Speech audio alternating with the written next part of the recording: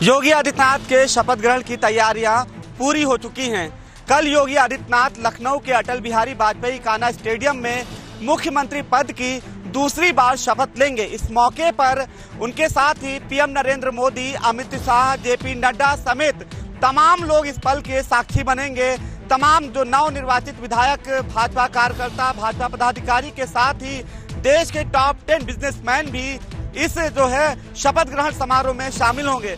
साफ संदेश दिया जाएगा भाजपा की ओर से, जिस तरह पिछले जो है सरकार के कार्यकाल में 5 साल जो निवेशकों को जो यहाँ सुरक्षा का माहौल दिया गया, उनको तमाम सुविधाएं दी गई, इसी तरह योगी सरकार के 2.0 के कार्यकाल में भी निवेशकों को जो है उचित माहौल दिया जाएगा, सुरक्षा दी जाएगी, उनको जो सुविधाएं हैं वो दी जाएगी। यही वजह है कि देश के टॉप 10 बिजनेसमैन, चाहे उसमें महिंद्रा, अडानी, अंबानी, लुलु ग्रुप समेत देश के टॉप 10 बिजनेसमैन उसमें शामिल होंगे शपथ ग्रहण समारोह में, जब वो इस पल के साक्षी बनेंगे। इस तरह से भाजपा ने ये साफ कर दिया कि योगी सरकार के 2.0 कार्यकाल में भी निवेशकों के लिए एक सुरक्षित माहौल होगा, उनको तमाम सुविधाएं दी जाएंगी। और ये भी एक मिशन ये 2024 को भी उसमें जो है एक साफ संदेश दे दिया कि इस तरह से अगर वो करते हैं तो 2024 में भी निश्चित तौर पर भाजपा को कामयाबी मिलेगी।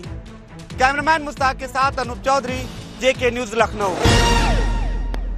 उत्तर प्रदेश के इतिहास में 37 साल बाद लगभग एक बार फिर से एक सरकार जो दोबारा शपथ ग्रहण करने जा रही है। कल यानी कि 25 मार्च को उत्तर प्रदेश में भारतीय जनता पार्टी की फिर से सरकार बनने जा रही है और शपथ ग्रहण समारोह का आयोजन किया गया है। मैं ठीक अटल बिहारी वाजपेयी स्टेडियम के बाहर खड़ा हूं। अटल बिहारी वाजपेयी स्टेडियम, इकाना स्टेडियम के नाम से इस भव्य स्थान पर कल शपथ ग्रहण समारोह का कार्यक्रम होना है। देश भर से देश के प्रधानमंत्री नरेंद्र मोदी के साथ साथ उत्तर प्रदेश के तमाम बड़े दिग्गज नेता, गृह मंत्री के साथ साथ रक्षा मंत्री और तमाम बड़े नेता यहाँ मौजूद होंगे। तमाम साधु संत, दुनिया भर से लोगों को बुलाया गया है शपथ ग्रहण समारोह में। इस शपथ ग्रहण समारोह में खासकर इंतजाम किए गए हैं। 200 से ज़्यादा वीवीआईपी गेस्ट हैं जिनके बैठने के लिए समुचित व्यवस्था की गई है। और आपको बता दें कि खासकर 37 साल के बाद ये एक बार दोबारा इतिहास अपने आप को उत्तर प्रदेश में दोहराने जा रहा है। उत्तर प्रदेश के मुखिया योगी आदित्यनाथ कल शपथ लेंगे और उनके साथ साथ 40 मंत्री से भी अधिक लोग शपथ में शामिल होने जा रहे हैं। आपको बता दें कि उत्तर प्रदेश में शपथ ग्रहण समारोह में तमाम राजनीतिक पार्टियों के बड़े बड़े दिग्गजों को भी राजनीतिक न्योता भेजा गया है। चाहे कांग्रेस की बात करें, चाहे समाजवादी पार्टी की बात करें या अन्य पार्टियों की बात करें, सभी दिग्गज नेता कल इकाना स्टेडियम में शपथ ग्रहण समारोह में शामिल होने जा रहे हैं। वीडियो जर्नलिस्ट गौरव के साथ गौरव पांडे, जेके 24/7 न्यूज, लखनऊ। उत्तराखंड में मुख्यमंत्री धामी की शपथ ग्रहण के बाद आज राज्य में पहली बैठक होनी है और यह बैठक सभी कैबिनेट मंत्रियों के साथ मुख्यमंत्री धामी की अध्यक्षता में रहेगी, जिसमें कई अहम फैसलों पर मोहर लगाई जा सकती है। और मुख्यमंत्री धामी के दूसरी बार मुख्यमंत्री बनने के बाद यह पहली कैबिनेट बैठक होगी जिसमें सभी कैबिनेट मंत्री उपस्थित रहेंगे। कई ऐसे कैबिनेट मंत्री हैं जो नए चेहरे के तौर पर कैबिनेट में शामिल हुए हैं, उन सभी से मुख्यमंत्री मिलेंगे। सभी मंत्रियों का एक दूसरे से इंट्रोडक्शन होगा और पूरी तरीके से चर्चा होगी आगे के रोड मैप की। अब देखने वाली बात यह है कि दूसरी बार इतिहास बदलने के बाद मुख्यमंत्री धामी ने उत्तराखंड की कमान संभाली है, तो आते ही वो कौन से ऐसे फैसले हैं, कौन सा एक्शन मोड है जो धाकड़ धामी की तरह जो वो कहते हुए नजर आते हैं वो लिए जाते हैं उनके द्वारा। कैमरा पर्सन विजय ठाकुर के साथ विशाखा चौधरी, जेके 24/7 न्यूज, देहरादून।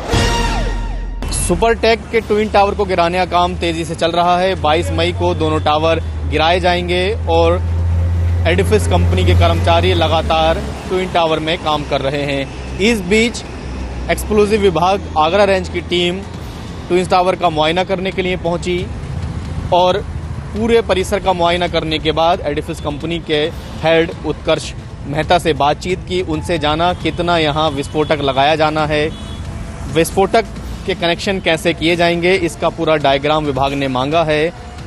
कितनी किलोग्राम लगेगा, कितने होल लगेंगे, ये सारी जानकारी मांगी है। आपको बता दें एडिफिस कंपनी के मुताबिक करीब 7000 होल बनाए जा रहे हैं ट्विन टावर के पिलर में। उन टावर के अंदर विस्फोटक लगाया जाएगा और विस्फोटक को जो स्टोर किया जाएगा वो पलवल में किया जाएगा। पलवल से डेली जितना विस्फोटक लगना है टावर्स के अंदर वो वहां से मंगाया जाएगा। आपको बता दें नोएडा से पलवल की दूरी 100 किलोमीटर है। 100 किलोमीटर डेली जितना विस्फोटक लगेगा वो नोएडा लाया जाएगा और अगर विस्फोटक बचता है तो उसको वापस पलवल भेजा जाएगा, यानी कि विस्फोटक को नोएडा में नहीं रखा जाएगा। नोएडा पलवल से विस्फोटक आएगा और बचने पर पलवल ही उसको वापस भेज दिया जाएगा। काम तेजी से चलाया जा रहा है। 22 मई का दिन मुकर्रर है जब दोनों ट्विन टावर को महज 7 से 8 सेकंड के अंदर ध्वस्त कर दिया जाएगा। हैदर अली, जेके 24/7 न्यूज, नोएडा। देश भर में जहां कोरोना संक्रमण के आंकड़ों में अप्रत्याशित कमी देखने को मिल रही है, ऐसे में सरकार की तरफ से तमाम पाबंदियों को हटा दिया गया है। केंद्र सरकार ने यह फैसला लिया है कि अब कोरोना गाइडलाइंस को जो पाबंदियां लगाई गई थी उन सभी पाबंदियों को हटाया जा रहा है, लेकिन मास्क और सोशल डिस्टेंसिंग को लेकर अभी भी जागरूकता जरूरी है। सरकार ने कहा है कि मास्क और सोशल डिस्टेंसिंग के लिए अभी भी लोगों को अपनी जवाबदेही तय करनी पड़ेगी। जहां कोरोना के मामलों में कमी देखने को मिल रही है, ऐसे लिहाज में सरकार ने यह फैसला लिया है जहां आंकड़ों में कमी देखने को मिल रही है। एक तरफ सरकार की तरफ से वैक्सीनेशन को लेकर बड़े स्तर पर प्रयास किए जा रहे हैं, वहीं अब हाल फिलहाल में पाबंदियों को हटाया जाना कहीं ना कहीं आम जनता के लिए सहूलियत भरा कदम है। अब आपको बता दें कि सरकार का हाल फिलहाल में यही कहना है कि बूस्टर डोज और 12 साल से अधिक तक के बच्चों को जो वैक्सीनेशन का डोज लगाया जा रहा है उसको लेकर बड़े स्तर पर काम किया जा रहा है और ये साफ जाहिर हो रहा है कि जो लहर की संभावना हाल फिलहाल में जताई जा रही थी वो टलती हुई दिखाई दे रही है। सहयोगी करण के साथ केशव मिश्रा, जेके 24/7 न्यूज, दिल्ली। केंद्रीय मंत्री नितिन गडकरी ने भारतीय लोगों को एक ऐसी खबर दी है जिससे उनके मन में खुशी की लहर दौड़ गई है। दरअसल केंद्रीय मंत्री नितिन गडकरी ने अपने राज्यसभा में अपने संबोधन में कहा कि देश के अंदर जितने भी राष्ट्रीय राजमार्ग हैं उन पर अगर 60 किलोमीटर के दायरे में 2 टोल टैक्स पड़ते हैं तो उनमें से एक टोल को हटा दिया जाएगा। सिर्फ इतना ही नहीं, 3 महीने के अंदर ये काम को पूरा कर लिया जाएगा। इसके अलावा भी नितिन गडकरी ने लोगों के हित में एक और बात कही। उन्होंने कहा कि किसी भी टोल के 30 किलोमीटर दायरे में ऐसे लोग जिनके पास लोकल आधार कार्ड है उनको पास जारी किए जाएंगे, जिसकी वजह से उन पास को दिखा करके वो टोल पर बिना कोई पैसा दिए फर्राटा भर सकेंगे। इस बात से जहां लोगों के मन में खुशी है तो अब लोग ये उम्मीद लगाए बैठे हैं कि जल्द से जल्द ये काम पूरा हो जाना चाहिए। दरअसल केंद्रीय मंत्री नितिन गडकरी लोगों के हित में तमाम फैसले लेते हैं और उनका हमेशा ये लक्ष्य रहता है कि लोगों की यात्रा को किस प्रकार से सुगम और अच्छा बनाया जा सके। खैर, इस फैसले के बाद अब लोगों के मन में जहां खुशी है तो वहीं पर कुछ टोल के जो मालिक है वो नाराज भी हो सकते हैं। कैमरा पर्सन अमित के साथ कपिल गौड़, जेके 24 न्यूज, गुरुग्राम। से झारखंड में मैट्रिक और इंटर दोनों की परीक्षाएं एक साथ प्रारंभ हो गई हैं। प्रथम पाली एवं द्वितीय पाली करके परीक्षाएं संपन्न कराई जा रही है। पूरे झारखंड में मैट्रिक के लगभग 4 लाख जबकि इंटर के लगभग 3 लाख छात्र भाग ले रहे हैं। इसकी संभावनाएं हैं। अब यह देखने वाली बात होगी कि आने वाले समय में परीक्षा का रिजल्ट क्या आता है, क्योंकि पिछले बार परीक्षाएं नहीं ली गई थी। इसके बावजूद जब परीक्षा परिणाम घोषित किया तो उसमें अनेक छात्र असफल रहे थे जिन्होंने लगातार प्रदर्शन किया था। इस बार सबसे अधिक छात्र रांची से दोनों परीक्षा में भाग ले रहे हैं।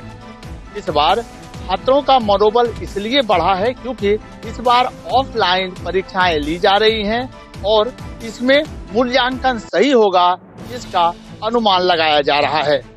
शिक्षकों में भी हर्ष है। इस बार जो छात्र अच्छा मेहनत किए हैं उनका परिणाम भी अच्छा आने की संभावनाएं हैं। वीडियो जर्नलिस्ट कार्तिक के साथ मनीष कुमार झा, झारखंड, जेके 24/7 न्यूज। हरियाणा में लगातार आम आदमी पार्टी में अब बीजेपी और जेजेपी कहें या फिर कांग्रेस पार्टी की ओर से लगातार नेता जो है आम आदमी पार्टी को ज्वाइन कर रहे हैं और ऐसे में अब कृषि मंत्री जेपी दलाल ने एक बयान दिया जिसमें कहा गया कि आम आदमी यदि अपने आप को मजबूत हरियाणा में करना चाहती है तो फिर हारे हुए विधायकों को या फिर पूर्व विधायकों को शामिल करके वो अपने आप को मजबूत ना समझें। दरअसल जो जनता ने नकार दिया, उन नेताओं को आम आदमी पार्टी अपने कुनबे में शामिल करके यह साबित करने में लगी हुई है कि आम आदमी पार्टी हरियाणा में लगातार मजबूती के साथ खड़ी हुई है। लेकिन जो आम आदमी पार्टी में जा रहे हैं वो या तो हारे हुए विधायक हैं या फिर उन नेताओं को आम आदमी पार्टी ज्वाइन करा रहे हैं जिनका कोई अस्तित्व नहीं है। ऐसे में कहीं ना कहीं जिस तरह से जेपी दलाल ने आम आदमी पार्टी पर निशाना साधा है, वो कहीं ना कहीं ये साफ तौर पर दिखा रहा है कि अब आम आदमी पार्टी हरियाणा में किस तरह से मजबूती के साथ उभर रही है। तो वहीं उन्होंने अरविंद केजरीवाल पर भी निशाना साधते हुए कहा कि अरविंद केजरीवाल हरियाणा के भिवानी जिले से आते हैं और ऐसे में अब पंजाब में उनकी सरकार बनी है तो हरियाणा के किसानों को SYL का मुद्दा जो पूरी तरह से पंजाब सरकार के अंडर आता है और उसको पानी हरियाणा सरकार के हरियाणा किसानों को देना चाहिए, तभी उनको किसानों का मजबूत नेता माना जाएगा। तो वहीं अरविंद केजरीवाल पर निशाना साधते हुए जेपी दलाल ने साफ तौर पर यह कहा कि भिवानी के होते हुए हरियाणा वासी होने के नाते उनको किसानों की इस पानी को देने का काम करना चाहिए। सहयोगी राकेश के साथ संदीप गोयल, J24/7 न्यूज, फरीदाबाद।